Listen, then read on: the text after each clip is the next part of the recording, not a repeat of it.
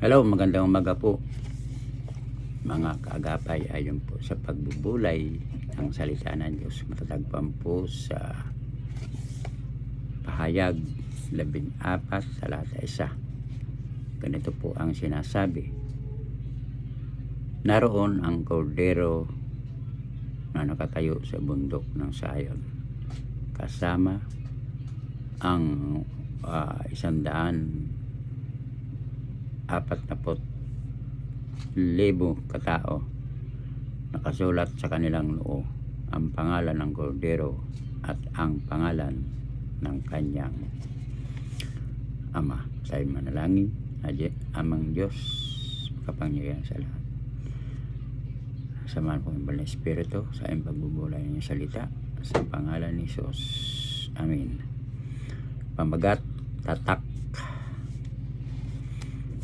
Sa ating talata, makikita ang ating Panginoong Jesucristo nangunguna kasama ang 140,000 na nakatayo sa bundok ng Sayon. Siya ay bilang ang kordero ng Diyos. Sa huling bahagi ng kabanata ay makikita na may lumabas na huwad na kordero. Subalit sa katotohanan yaon ang dragon. Subalit dito ang narito ay si Kristo, ang tunay na kordero. At sa bawat kanyang kasamang naroon, nakasulat sa kanilang noo ang pangalan ng kordero at ang pangalan ng kanyang ama. Opo, hindi ang kanilang pangalan ang nakasulat upang malaman kung sino-sino ang mga taong nagtataglay nito.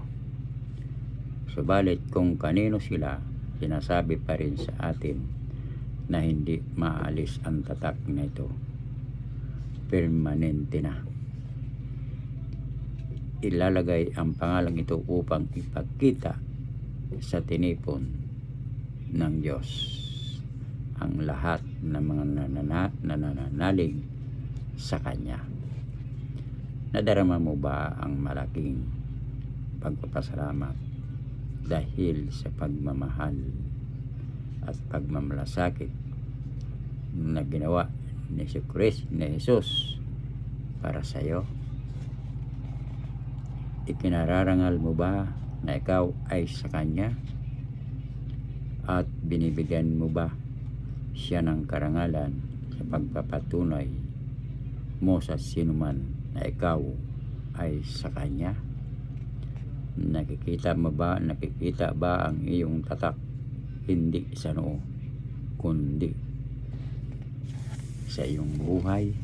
Ayon sa ating pinagbubulay-bulayan, naroon ang kordero nang nakatayo sa bundok ng Sayon, kasama ang 140,000 katao, na nakasulat sa kanilang noo ang pangalan ng kordero at ang pangalan ng kanyang ama. Pahayag 14 talata 1. Tayo po'y manalangin. Opo, Panginoon Hesus, salamat po sa iyong pag-ibig. Tinumbos mo ako at nais kong maglingkod sa iyo habang ako'y nabubuhay. Ganon din po, Panginoon Diyos, dalangin po namin ang aming apo na si Chuchay na nakaratay sa karamdaman. Ipuhin mo siya na yung pagpalang kamay, sapagkat siya manggagamot noon, ngayon at magpakailanman, sa pangalan ni Jesus. Amen. Maraming salamat po sa nakikinig na salita ng Diyos. Pagpalain po ang inyong buong sambahayan. Diyan lamang po kayo magbabalik. Sa Diyos ang papuri. Bye-bye.